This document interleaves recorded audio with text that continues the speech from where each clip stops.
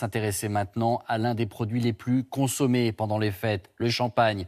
La France en produit 300 millions de bouteilles chaque année. Dans un instant, on va voir d'ailleurs comment l'apprécier au mieux. Mais d'abord, notre reportage. Nous sommes allés à la rencontre d'un vigneron dans le sud de la Champagne.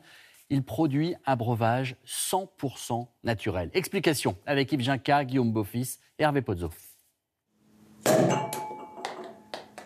Champagne. Pour le vigneron Vincent Couche, chaque nouvelle bouteille ouverte est le révélateur d'une aventure commencée il y a 23 ans. Celle de sa vigne, de son terroir. Au sud de la Champagne, sur les côtes des Barres, on reconnaît ces parcelles au premier coup d'œil, des vignes pleines de verdure. Car Vincent Couche n'utilise aucun désherbant. À chacune de ses visites, il sent la terre. À sentir, c'est extraordinaire. Les graines peuvent germer facilement, regardez, la terre est souple. C'est ça, un sol vivant. C'est notre terroir, si on veut avoir du goût, une personnalité, une typicité de nos sols, il faut qu'il y ait vraiment ce lien avec le sol. Donc préserver l'identité d'un terroir, c'est surtout faire attention de ne pas l'abîmer. Pas une goutte de produits chimiques. Quand il y a trop d'insectes, il lâche ses poules, souvent à la fin de l'hiver. Elles picorent les chenilles et apportent de l'engrais. Ces raisins, il les soigne avec des microdoses de cuivre, des décoctions de plantes, un travail en agriculture biodynamique à la recherche d'un équilibre subtil. Je pense que pour tirer le meilleur de la vigne, il faut vraiment être en symbiose entre la vigne, le sol et le climat. Ces équilibres vont permettre justement d'extraire au maximum ces arômes et ces saveurs au niveau du champagne et à faire un grand champagne. Une fois pressé, son jus de raisin fermente dans ses cuves et barriques. Pendant des mois, c'est une période de surveillance attentive. C'est une analyse simple qui nous donne l'information qu'il y a encore de sucre, donc la fermentation est encore en cours. Une étape délicate car là non plus, il n'ajoute ni soufre, ni sucre, ni levure. C'est des vins qui vont pouvoir vieillir très longtemps.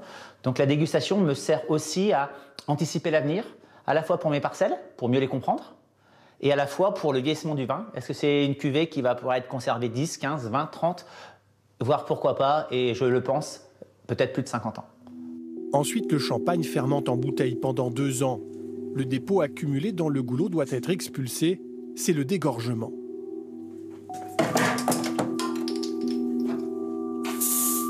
Cette opération entraîne une perte d'1 centilitre de vin.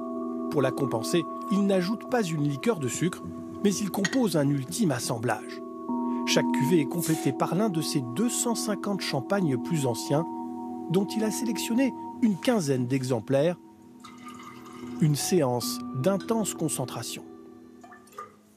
En règle générale, il me faut 4, 5, 6 essais pour arriver à cet équilibre de perfection. Émotionnellement, c'est compliqué aussi. C'est aussi la fin de sa pâte. C'est-à-dire, à ce moment-là, la bouteille, elle est livrée elle-même après dans le transport, l'habillage. Elle va peut-être faire plusieurs fois le tour du monde. Elle va passer de main en main.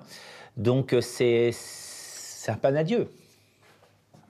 Le domaine produit entre 80 000 et 100 000 bouteilles par an. Donc on fait un petit peu le point sur la commande qui part au Japon. La moitié est exportée partout dans le monde.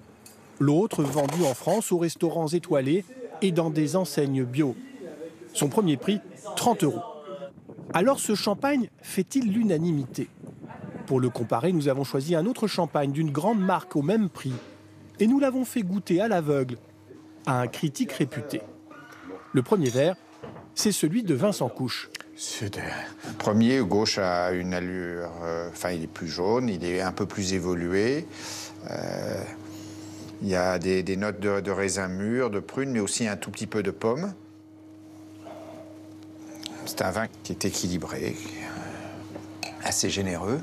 Le second, c'est la grande marque conventionnelle. L'autre est beaucoup plus clair. Beaucoup plus l'esprit que j'attends d'un champagne, c'est-à-dire on est plus proche du sol, de la craie, on est moins sur le fruit. Loin des classiques français, ce champagne bio est donc un vin atypique que chacun saura apprécier selon son goût et bien sûr avec modération. Alors, comment sublimer ce breuvage? Comment l'apprécier au mieux? Manuel Tissier, bonjour. Bonjour. Un mot d'abord, tiens, sur nos habitudes de consommation en France. Nous sommes plus champagne que crément. Oui, c'est vrai, mais l'écart se resserre, Nathanaël. Les ventes de champagne en France, cette année, devraient tourner autour de 150 millions de bouteilles, alors que du côté du crément et ses 8 appellations, 80 millions d'unités viendront garnir les tables de notre pays. Les ventes de crément, moins onéreux, progressent de 5 à 7% depuis 10 ans. Autre question, Manuel, que l'on se pose souvent d'ailleurs au moment d'ouvrir la bouteille. Dans quel verre doit-on servir le champagne? Eh bien, Nathanaël, c'est l'expression « une petite coupe est associée au champagne ». Elle ne constitue pas le meilleur contenant. Trop large, la coupe laisse échapper les bulles et dilue les arômes. Donc, on évite la coupe. Pour la flûte, c'est l'inverse. Trop étroite, elle concentre le gaz carbonique et fait grossir les bulles. À bannir, donc, on la laisse dans le buffet de la cuisine. Aujourd'hui, les spécialistes privilégient le verre tulipe qui permet au champagne de laisser s'épanouir les molécules aromatiques jusqu'au nez, puis au palais. Petit conseil, on ne sait pas toujours, mais lavez soigneusement vos verres à la main car les traces du lave-vaisselle peuvent ralentir la remontée des bulles.